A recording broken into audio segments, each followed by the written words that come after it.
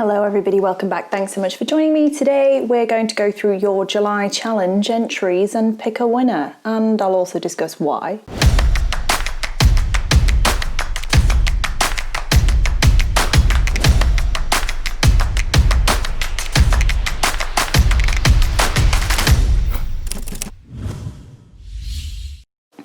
Hey guys, welcome back. It's great to have you here. If you haven't already, please do press the subscribe button and click the bell icon.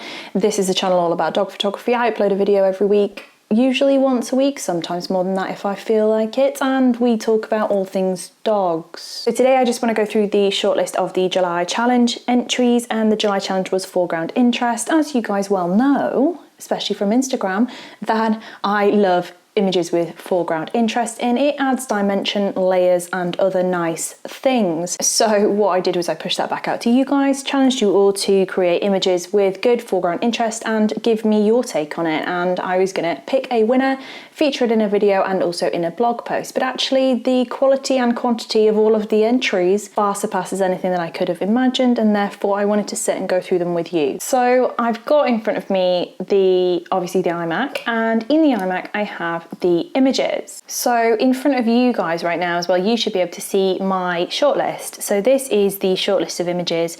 I just screenshotted these basically so it was easier for me to pick through my final shortlist. Jesus guys, you gave me a right challenge. There is some absolutely brilliant images in here, and to be honest, all of the entries were pretty much solid. So I just want to thank you all for taking the time to do that because it was awesome. Stay tuned for the August challenge, which will come at the end. But I wanted to sit and do this video. I don't know whether you guys are going to find this useful or not, but I'm going to go through and basically, not on every single one, but I want to just kind of whittle this down to the winner anyway, because I've still not decided, because they're all so good, of my shortlist, and basically just say what I am looking for and the things that probably maybe could be improved, and also the things that people did really, really well. So I've cropped off the people that are involved in these, and I'm just going to go through. In terms of foreground interest, I really like this shot here. I think it's brilliant image. I'm going to just switch my view to 100% because obviously they're Instagram images. I just love the use of the leaf to frame the eye there. I think it's brilliant. I think the framing is good. This image could have been improved by the owner, photographer, getting down even lower so that there's not so much of the harness in the background, but because of the crop, you've not cropped into it, which is good. That was the right thing to do. But yeah, so I just think this is awesome. I love this image. I would have liked the photographer to have been within the eye line. So you see how the dog's looking sort of like here-ish as a plane of view. If the photographer had been there, you would have had this more blurry, that more blurry, and the dog would have sort of just popped off of there. I think the colours are beautiful. I have no idea where I would even go to get a photograph like this with this kind of texture here. I would have liked the photographer to be slightly lower down, but I understand that they didn't want to chop the head off, as in they didn't want to have that horizon line chop through the dog's head. If they were going to leave it like this, I would have preferred a little bit more space above, maybe to here. That would have made it balance a little bit more, so you've got this depth here to the bottom of the leg essentially. It would have been nice to have that above. Again, beautiful, beautiful log, great use of the foreground interest there leading in. Again, I would have loved catch lights in the eyes. So guys, if you're shooting a dog that's quite dark, has quite dark eyes, and you're struggling to get catch lights in the eyes, if you can, either try and get them to just tilt or look up a little bit, even if it looks a bit odd at the time, it does make a massive difference. And if you can't get them to basically look up enough to get a catch light in the eyes, make one, just make one. It makes such a difference, and it would have made it a huge difference to a picture like this, where I'm wanting to get some form of a connection there and some form of a contrast within the darkness. So that's just something to look at. This picture, oh, I love this. Again, another spaniel. The foreground interest is beautiful. If anything, I would have really liked space above. So remember in composition video, which I will link above, the importance of having space to the side that the dog's looking into.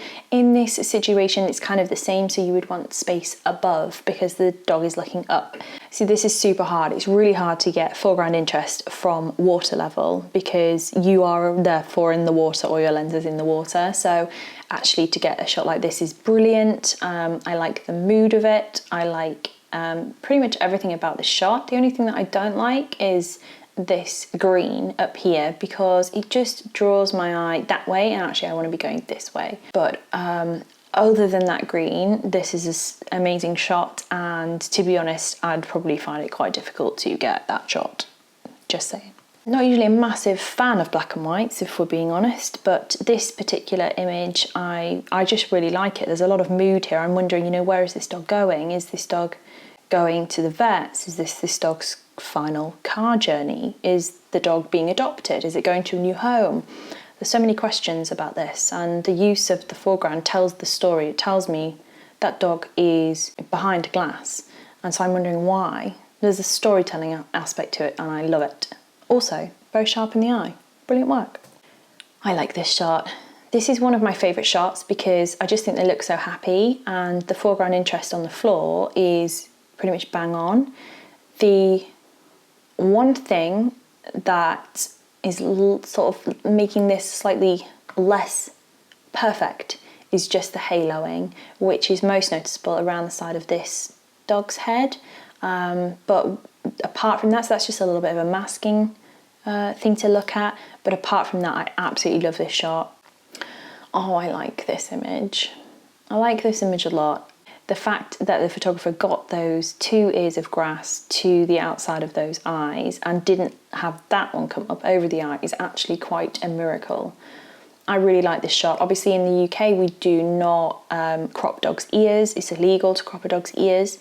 So I'm just removing the national ethical discussion out of the situation because this is about photography. It's super sharp. I like it. How could it be better? It could be better probably without the harness on. That would probably be the main thing, and a little bit of space above those ears, but other than that I think it's beautiful. This is one of my favourite images because of the dog's expression. I just think it's brilliant. I kept it in even though there's not a massive amount of foreground interest, but I kept it in just because of that expression. That is a happy dog. Back to our full shortlist. Oh my god, guys, you're killing me. I'm gonna go and whittle this down. I think they're all just absolutely stunning. This is so hard. I'm gonna have to get someone in to help. Dan! So I've got down to these 4. Right. And I loved them all. I loved all of them anyway. So obviously you know what the challenge was. Foreground interest. Yes. And I can't pick. You can't pick. No. After far too long of deliberation, we really didn't come to any form of a conclusion because all 4 of them are pretty damn solid. So in my head, all 4 of them have won, but if I was pressed to pick one, God, I can't. I'd say tie. I love the light in this one. I'm gonna have to give it to this one over here. So this image, well done to Robin for this shot. I think it's beautiful. I would just have taken in that side. I think it's beautiful. This one, I would have just done a little bits of cleanup to just clear off the space in front. This one, I would have liked more space to the left, not to the right-hand side. And this one up here, I would have just probably tried to mirror some of this shape at this side, just to give it a little bit more balance. Bring your eye in instead of looking up to the top. I think they're freaking amazing, and I'm probably never going to do a challenge again. An August challenge is bokeh. So the bokeh challenge essentially is to get as creamy, blurry, creamy background as possible using the things that you know so well. If you don't know how to create a blurry background, you want to be watching the exposure triangle video, which I will link above, and the exposure triangle video will talk you through the aperture that you need to be able to do things like that. You will also hear what I use personally, and then after you've watched that, definitely go ahead and watch the portrait video, which shows you how to create actual bokeh, i.e. fluffy light circles. But bokeh in itself is just kind of the creamy background with low depth of field, so a narrow, shallow depth of field. I want to be seeing creamy blur The most important thing is that you still have all of your other things nailed, so things like your composition, your cropping, your focus, your exposure, and just a little bit of editing flair would be brilliant to have. I will do this all over again next month, which I'm absolutely not looking forward to, but kind of am because the pictures are awesome. If you haven't already, please do press the subscribe button and click the bell icon. Please say a massive congratulations to these guys up here. Well done, massive, massive well done, and well done to everybody because you're all amazing. So please do enter August's challenge. I might enter one as well. Creamy bokeh, that's the aim.